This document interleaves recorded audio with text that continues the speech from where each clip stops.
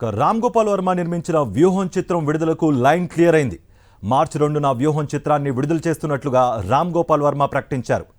పట్టు వదలని విక్రమార్కుణ్ణి అంటూ సెన్సార్ సర్టిఫికెట్ను సామాజిక మాధ్యమాల్లో పోస్ట్ చేశారు. కొన్ని సాంకేతిక కారణాల వల్ల ఫిబ్రవరి 25న విడుదల కావాల్సిన ఈ చిత్రాన్ని మార్చి 1కి వాయిదా వేశారు ఆర్జీవి.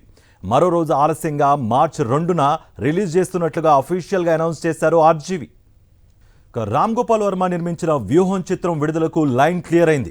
మార్చి 2న వ్యూహం చిత్రాన్ని విడుదల చేస్తున్నట్లుగా రామ్ గోపాల్ వర్మ ప్రకటించారు.